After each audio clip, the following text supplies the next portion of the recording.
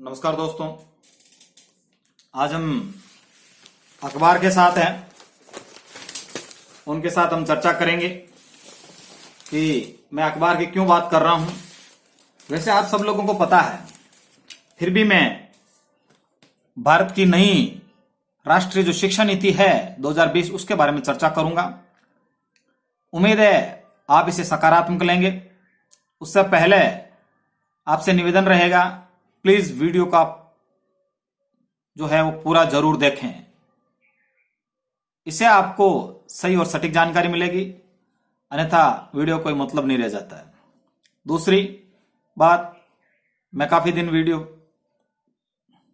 बना रहा हूं, तो उम्मीद रहेगी कि आप इसमें जो नेगेटिव एवं पॉजिटिव जो विचार हैं वो आप साझा करेंगे कमेंट के माध्यम से।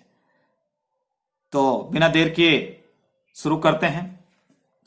मानव संसाधन विकास मंत्रालय MHRD जो है वो 2020 में उसका नाम बदलकर शिक्षा मंत्रालय कर दिया जाएगा और ये बदलाव धीरे धीरे इसी सत्र से शुरू हो जाएंगे और इनकी तैयारी लगभग प्रारंभ कब की कर ली गई है, तैयारी पूरी है। एक चीज और भी इसमें बोलना चाहूंगा, कहते हैं आपदा को अवसर में बदलने की कला होती है हर किसी को, तो अपनी केंद्र सरकार को यह कला है। आपदा में ये शिक्षा नीति लेके आए हैं। शिक्षा नीति 2016 में लगभग तैयार हो गई थी। ठीक है, अब मैं इसके बारे में आपसे चर्चा करता हूं। 34 वर्ष बाद नई राष्ट्रीय शिक्षा नीति 2020 लाई गई है। 34 साल बाद चेंज की गई थी। इससे पहले जो हमारी जो शिक्षा नीति थी वो 1986 की राष्ट्रीय शिक्षा नीति चल रही थी, जिसको 10+2 कहा जाता था। अब 10+2 का फॉर्मूले को 4 स्टेज में बदल दिया गया है। उसकी जगह होगा 5+3+3+4, यानी कि बहुत सारे परिवर्तन किए जाएंगे। इस शिक्षक नीति को लागू करने में, पूर्णतः लागू करने में 10 साल से अधिक का समय लग जाएगा। तब तक जो शिक्षा जिन लोगों को देनी होगी, हमारे बच्चों को देनी होगी, उनको प्रॉपर हम नहीं दे पाएंगे। उसका कारण बताता हूं, क्योंकि इंप्लीमेंट जो होता है उसमें वक्त लगता है। यह समय का तकाजा है। यह नहीं कह सकते बन गई और लागू हो गई, ऐसा कभी नहीं होता है, उसमें करना पड़ता है। तो ये 23 साल बाद जो है बहुत ही बदलाव को देखने को मिलेगा। इंप्लीमेंट में समय लगा था और यह 1986 की शिक्षा नीति की जगह लेगा और नई शिक्षा व्यवस्था ये है। स्कूली व्यवस्था, कॉलेज व्यवस्था, सारी चीजें इसके साथ जोड़ दी गई है। एक क्रांतिकारी परिवर्तन है, बता रहे हैं हमारे केंद्रीय मंत्री प्रकाश जावड़ेकर जी। अब मैं बताता हूं ये क्या क्या है। देखो, उच्च शिक्षा और विद्यालय शिक्षा 2 वर्ग बनाए गए हैं। उच्च शिक्षा और विद्यालय शिक्षा 2 वर्ग बनाए। तो विद्यालय शिक्षा क्या क्या है? विद्यालय शिक्षा में क्या किया गया है, 1 से यानी कि 5वीं तक की पढ़ाई आपकी मातृभाषा में होगी। मातृभाषा का मतलब, अगर आप राजस्थानी है तो राजस्थानी में होना चाहिए, मराठी है तो मराठी भाषा होनी चाहिए, आप गुजरात से तो गुजराती भाषा होनी चाहिए। तो क्या यह संभव है? ये आने वाला समय बताएगा। क्यों? क्योंकि भारत में हजारों भाषा बोली जाती है, 2,500 से 3,000 से ज्यादा भाषा बोली जाती है। तो संभव है क्या? समय का इंतजार करना पड़ेगा। फिर मातृभाषा, और फिर इसमें दिया कि शिक्षा में 3 भाषा का फार्मूले को आगे बढ़ाया जाएगा। कहने का मतलब पहले वाले को यथावत रख दिया गया। पहले त्रिस्तरीय भाषा थी, हिंदी इंग्लिश कंपलसरी थी, और एक भाषा राज्य पर, जिस राज्य के अंदर क्षेत्र के अंदर चल रही थी, उस राज्य की जो राज्य भाषा होती थी उसके अनुसार दी जाती थी।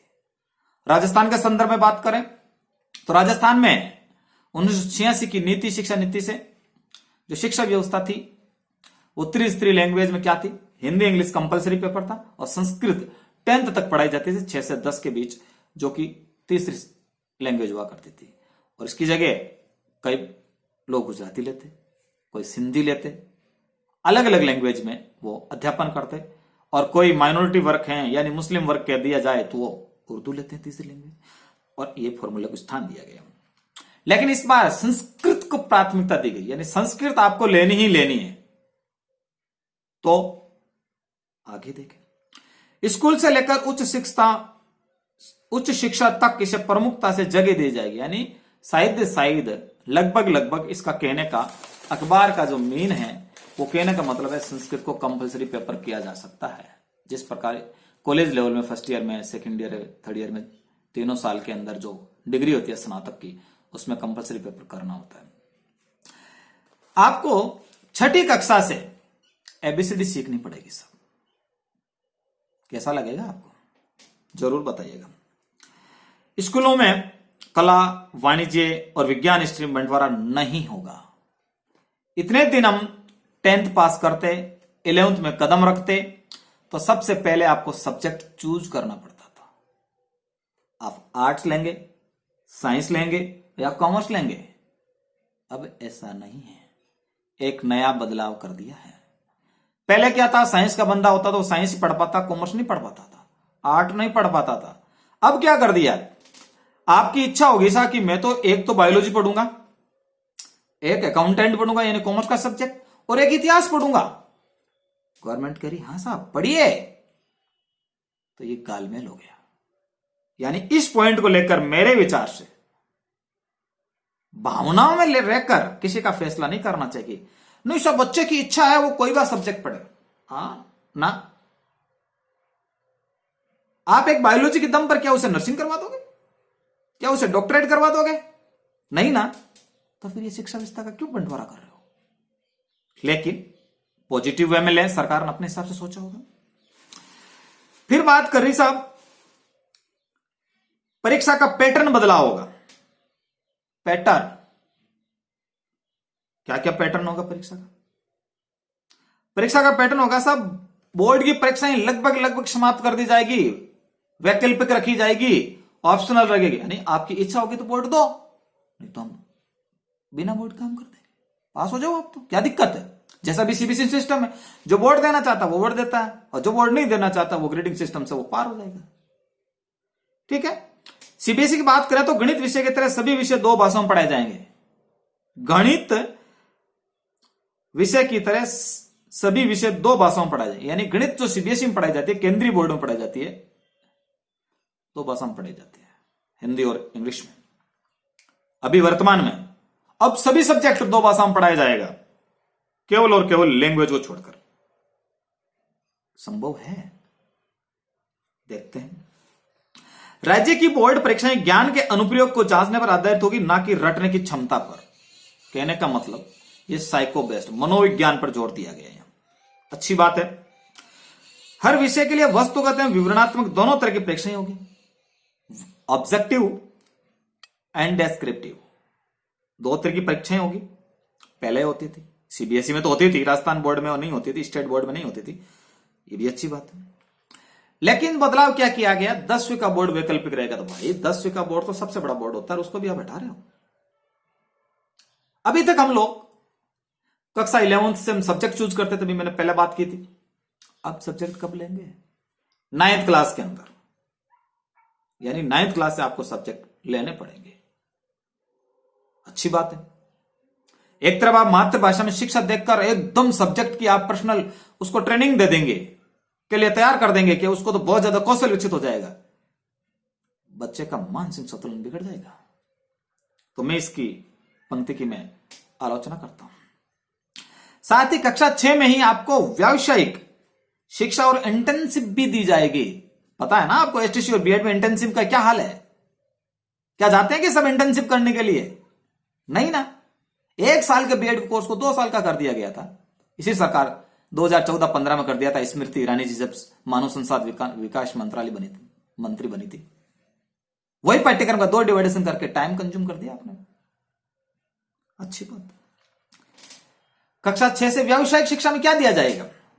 आपको पंचर निकालना सिखाया जाएगा, आपको रेडियो ठीक करना सिखाया जाएगा, आपको और कोई चीज है जैसे कोई चीज बनानी, अल्टीमेट चीज बनानी, वो दिखाई दी। तो आपको खेती करनी सिखाई जाएगी, नए नए तरीके आजमाई जाएंगी, बागवानी सिखाई जाएगी। तो व्यावसायिक शिक्षा कक्षा 6 से प्रारंभ कर दी जाएगी। मान लीजिए आपको छोटा सा 6 महीने का कोर्स करवा दिया जाता पशुपालन का, बच्चा मातृभाषा में सीखा, वाक्य खंभो है क्या? अच्छी बात है। कौशल को परखने वाला होगा, ये भी अच्छी बात है। अब देखो शिक्षकों का मूल्यांकन होगा, क्या होगा? प्रोग्रेस कार्ड 360 डिग्री पर आपको संपूर्ण होगा, 360 दिनों का आपका प्रोग्रेस रिपोर्ट होगा अध्यापक का। बच्चा ने कितना सीखा, आपने कितना सीखा यार, क्या सिखाना चाहिए था और कितना सीखा, और आप क्यों नहीं सिखा पाए। रिपोर्ट कार्ड में शिक्षकों के अलावा मास्टर जी तो रहेंगे ही रहेंगे, विद साथियों यानी स्टाफ और छात्रों का भी मूल्यांकन किया जाएगा, ये भी अच्छी बात है। छात्रों को लर्निंग आउटपुट के साथ संपूर्ण विकास का मूल्यांकन होगा, यानी छात्र ने कितना सीखा। तो दोस्तों आपको यह पता चीज बता देता हूं, ये सीसीई चल रहा है ना, सीसीई अभी चल रहा पाठ्यक्रम, जितनी भी सरकारी स्कूल हैं वहां 5वीं तक, कक्षा 1 से 5 तक एसीसी पाठ्यक्रम चलता रहता है, तो मास्टर और रजिस्टर में बीच रहता है, ठीक है। क्यूज, खेल, व्यावसायिक शिल्प से जुड़ी गतिविधियों में आपको प्रोत्साहन दिया जाएगा और बैग का वजन घटाया जाएगा। तो दोस्तों है ना कमाल की बात, हम पॉजिटिव वे में लें, अच्छी बात है। अब देखो केमिस्ट्री मैथ्स के साथ फैशन डिजाइनिंग कोर्स कौन कौन से कैसे कर सकते हैं, हेडिंग पढ़ रहा हूं मैं, कुछ अपनी तरफ से नहीं बता रहा हूं, सारा अखबार में दे रखा है। मौजूदा शिक्षा नीति के तहत फिजिक्स ऑनर्स के साथ केमिस्ट्री मैथ्स लिया जा सकता है। अगर आप फिजिक्स में, मैंने बात कर रहा हूं कोई मैथमेटिक्स का है, वो फिजिक्स लेकर ऑनर्स से बीएससी करना चाहता है, सॉरी बीए नहीं बीएससी, तो केमिस्ट्री और मैथ लेना पड़ेगा उसको, दोनों में से कोई एक। अब क्या कर दिया, फैशन डिजाइनिंग भी ले सकता है, बायोलॉजी का सब्जेक्ट ले सकता है, वो बेचारे कहां जाएंगे। अब केमिस्ट्री और मैथ के साथ फैशन डिजाइनिंग ली जा सकती है, यानी कहने का मतलब आपकी शंकाएं जो फैकल्टी है वो खत्म कर दी। आईआईटी जैसी संस्थान में कला और मानव के साथ समग्र और बहुविषयक शिक्षा की ओर बढ़ेंगे। आईआईटी लो जी, भारतीय प्रौद्योगिकी संस्थानों में भी आपने, जहां इतने दिन गणित और विज्ञान की बात हुआ करती थी, वहां हम सामाजिक विज्ञान भी पढ़ेंगे, अच्छी बात है। कला और मानविकी छात्र अधिक विज्ञान भी सीखेंगे, कह तो रहे। अब पाठ्यक्रम देखो, सरकारी और निजी उच्च शिक्षण संस्थानों के समान मापदंड तय कर दिए गए हैं। क्या संभव है, क्या संभव है? शहरों के अंदर आपको हर बच्चा, हर गार्जियन ये चाहता है कि मेरा बच्चा इंग्लिश मीडियम पढ़े, और पढ़ाएंगे, उनके लिए ऑप्शनल की व्यवस्था रखी गई है, जो भी है। उच्च शिक्षण संस्थान शोध केंद्र की श्रेणी में विभाजित किया जाएगा और संस्थानों का दायरा बढ़ाया जाएगा। अब ई पाठ्यक्रम की व्यवस्था रहेगी, क्षेत्रीय भाषा में पाठ्यक्रम रहेगा, डिजिटल लर्निंग को बढ़ावा दिया जाएगा। दोस्तों डिजिटल लर्निंग के नाम पर आपके साथ बहुत बड़ा धोखा हो रहा है। पिछले 4 महीने से लॉकडाउन लगा है, कितना हमने डिजिटल लर्निंग कर लिया, आपके बच्चों ने कर ली क्या? संभव ही नहीं है, क्योंकि हमारी मानसिकता ऐसी है, तो वो ऐसा नहीं पढ़ पाता है। किसी के पास साधन नहीं है तो वो ऐसा नहीं पढ़ पाता है। फिर देखें उच्च शिक्षा के लिए क्या नियामक बनाए। एक समूची उच्च शिक्षा मेडिकल और कानून शिक्षा को छोड़ भारतीय उच्चतर शिक्षा आयोग के अधीन होगी। दोस्तों मेडिकल की पढ़ाई, इंजीनियरिंग की पढ़ाई और कानून की पढ़ाई, ये तो भाई साहब इंग्लिश मीडियम होगी, अपने जो स्तर चल रहा उसी स्तर के अनुसार ही होगी। क्यों साहब? मुझे डॉक्टरेट की पढ़ाई करने का दिमाग काम कर रहा बच्चे का, और मुझे आप व्यावसायिक शिक्षा में डालना चाहते हो? नहीं है ना। आगे देखते हैं, आगे देखो, इसके लिए अलग अलग फंडिंग एजेंसियां बनाई गई हैं। नियंत्रण का काम राष्ट्रीय उच्चतर शिक्षा परिषद करेगी, आयोग का गठन हो जाएगा। मानव नियम के लिए भी सामान्य और शिक्षा परिषद के लिए गठन किया गया, और शिक्षा अनुदान परिषद का गठन किया गया, और मान्यता के लिए एनएससी होगा। विदेशी यूनिवर्सिटी का कैंपस खुलेंगे, यानी इंडिया के अंदर विदेशी यूनिवर्सिटियां भी स्थापित होगी। और कितनी होगी? लगभग 100 बताइए। विश्व के शीर्ष 100 विदेशी कॉलेज आपको भारत में खोलने की अनुमति मिली। आज देखो एंट्री एग्जिट का मतलब होता है प्रवेश और बाहर। मौजूदा शिक्षा व्यवस्था में 4 साल या 6 सेमेस्टर पढ़ने के बाद कोई भी उपाय नहीं रहता है कि वो मल्टीपल एंट्री या लिटरल एंट्री ले पाए। 1 साल के बाद सर्टिफिकेट कोर्स, या 2 साल के बाद डिप्लोमा, और 3 या 4 साल के बाद डिग्री मिल जाएगी। मोटा मोटा जो इस खाका है इसका कुछ भी नहीं है, मैं ऐसे ही आपके सामने पढ़ता जा रहा हूं। सबसे जो महत्वपूर्ण बात मैं पीछे रखी हूं, देखो 5+3+3+4 का जो सिस्टम रहेगा, पहले 3 साल प्री प्राइमरी होगी, स्कूल पूर्व पढ़ाई। उसके बाद आपको पहली और दूसरी कक्षा होगी, यानी पहली कक्षा और दूसरी कक्षा होगी। इन 5 वर्षों, प्री प्राइमरी 3 साल हो गए, 3 साल का बच्चा स्कूल जाएगा, 6 साल के अंदर पहली क्लास, वही सिस्टम है उम्र का, कोई ज्यादा नहीं है। पहली और दूसरी, इसको 5 साल का दे दिया गया। 3 साल की पढ़ाई तीसरी से लेकर 5वीं कक्षा की होगी, बिल्कुल सही बात है। इसे क्या कहे, प्रीपैरेटरी स्टेज, प्रीपैरेटरी स्टेज कहा गया। अगले 3 साल यानी 6 से 8 तक, इसको आप मिडिल कहेंगे। अगले जो 4 साल का बता रहे हैं, 9वीं से 12वीं तक, 9वीं 10वीं 11th 12th, 9, 10th 11th 12th को 4 साल का जो सेशन रहेगा, इसको सेकेंडरी कहेंगे। यानी 11th 12th को पहले हायर सेकेंडरी कहते थे, उच्च माध्यमिक कहते थे, वो अब नहीं कहेंगे, खत्म हो जाएगा। स्कूलों में आर्ट, साइंस और कॉमर्स का बंटवारा जो सख्त व्यवस्था है उसको हटा देगी, वो पहले बात कर ली हमने। बैगलेस दिवसों की व्यवस्था की गई है, यानी कि सप्ताह में एक दिन शायद बैगलेस कर दी जाएगी। भाषा का चयन आप करने में स्वतंत्र होंगे। और ये देश की मौजूदा जो शिक्षा नीति 1986 की जगह तैयार किया गया है और 1992 उसमें कुछ सुधार किया गया 86 वाले में। भारत ने 2014 के लोकसभा चुनाव के दौरान नए सेशनों की घोषणा की, बता रहे हैं। इसरो के पूर्व चेयरमैन के कस्तूरी रंगन की अगुवाई में यह पैनल तैयार किया गया, उन्हीं की अध्यक्षता में ये टीम बनाई गई और उनके द्वारा ही ये चीज की गई है। सभी लोगों को ध्यान रखा गया, मानवीय पहलुओं को भी ध्यान रखा है। तो इस प्रकार में पूरी संपूर्ण शिक्षा नीति की आपके सामने चर्चा कर दी मैंने, कौन क्या ले सकता, कौन क्या नहीं ले सकता। अब ये कितने कामयाब होगी वो समय बताएगा। आखिर इसमें क्या कमी थी पुरानी शिक्षा विधि में, तो उसमें दूर किया जा सकता था, बट उन्हें लगा कि नहीं, हमें पूरा ही करना होगा, तो उन्होंने पूरा किया। तो दोस्तों, उम्मीद करता हूं आपको मेरे द्वारा दी गई जानकारी भी आपको ये जो है समझ में आई होगी। आई होप आपके सामने जो चीज बतलाई गई है मैंने, वो आपके सामने है। तो उम्मीद करता हूं कि जो नए हैं मेरे चैनल पर, वो यूट्यूब चैनल को विजिट करें। बाकी से उम्मीद है कि वो उस पर शेयर और लाइक कमेंट्स जरूर करें। धन्यवाद।